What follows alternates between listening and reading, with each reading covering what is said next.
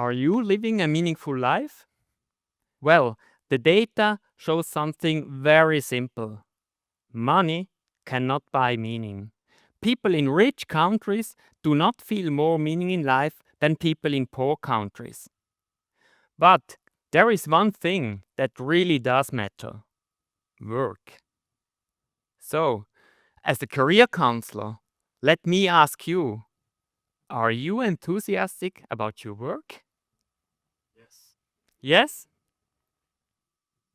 Well, congratulations! You're among the 21% of people worldwide who are engaged at work. You are more productive, less absent, and you are more optimistic about your future. But what about the rest? 62% are not engaged and 17% are actively disengaged. And that means almost 4 out of 5 people feel stuck at work. Well, including some of you sitting here today, right? But these are only the numbers. I'm a psychologist, and in my work, I focus on the stories behind these numbers. And as a career counselor, I help people make meaning of their own story. Do you want to make meaning? Yes? So, follow me with these 3 exercises. Exercise number 1 is about your life chapters. You can do it later at home. Imagine your life as a book, from childhood until today. Think of 3 life chapters, not only job related, meaningful life chapters like starting a creative project or caring for someone. Then give each chapter a title, and for each chapter, think about the highs, the lows, and the turning points. Now, let me introduce you to Davor. He's together with us today. Davor is a former professional soccer player. And a few years ago, he took part in one of my research projects here at ZHAW. We studied how professional athletes step into life after sport. Well, I know that struggle firsthand. I was a semi-professional table tennis player, and when I ended my career, I felt stuck. Actually, I was passively suffering because I had no idea what I wanted to do next. But back to Davor. These are his life chapters.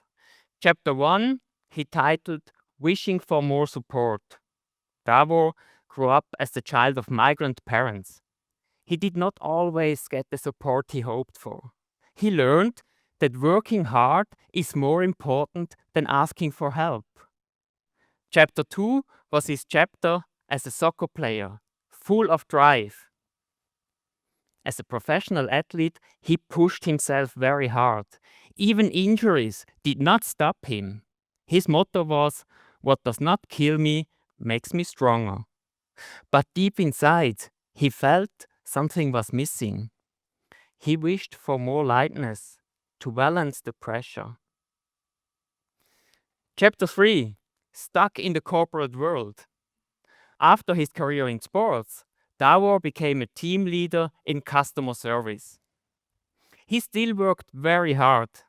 He liked helping customers. He earned enough money to live the life he wanted.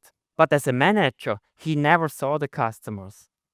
His days were full of staffing plans and monthly numbers. His drive was gone. Yes, this is modern work.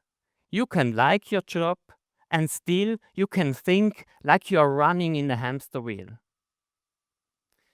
Well, when Davor reflected on his life chapters, we developed what I call his vocational identity card.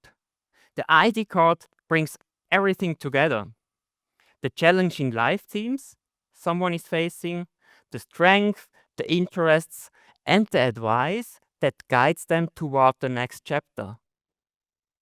From his story, Davor discovered 3 important things. First, giving and receiving support is a big life theme for him. As a child, he missed support. As an adult, he did not ask for it, and now he wants to give support to others. Second, he can work hard. Yes, and that's a very good thing. But he rarely added lightness to his life. This became his second big life theme. How can I balance hard work and lightness? And third, he realized he wanted to work in sports again. Now, I have a second exercise. It's about your childhood hero.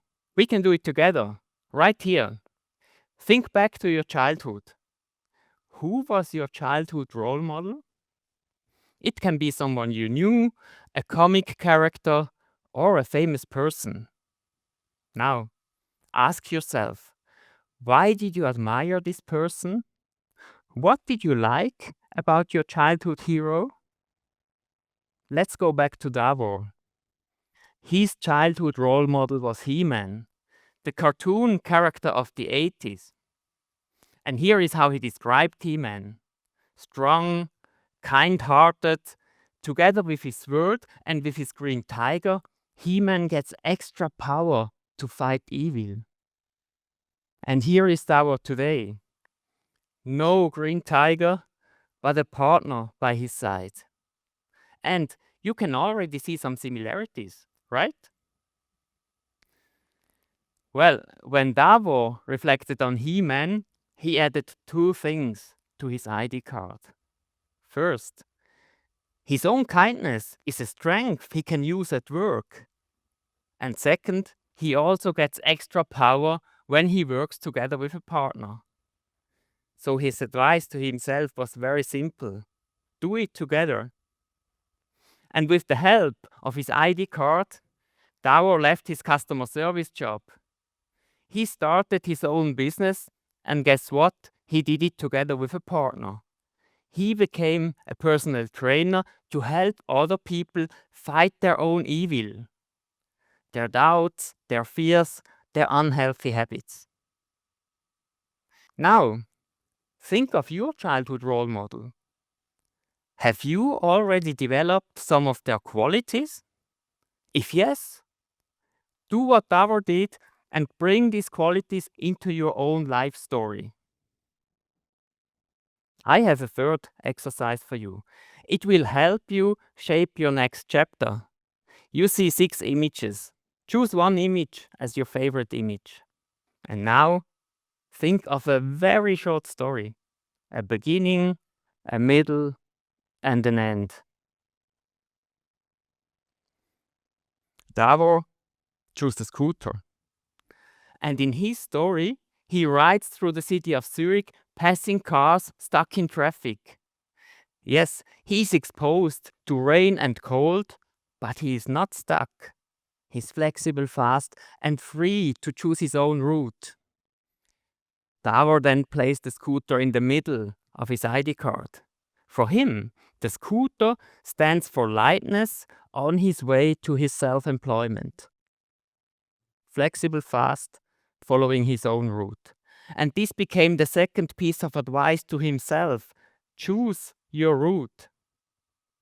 Well, for Davor, this new chapter as a personal trainer is still ongoing until today. And thank you, Davor, very much for allowing me to share your story today. But now, your turn. What does your favorite image and your short story tell you to do next? Take a moment, reflect about it, and start shaping your next chapter.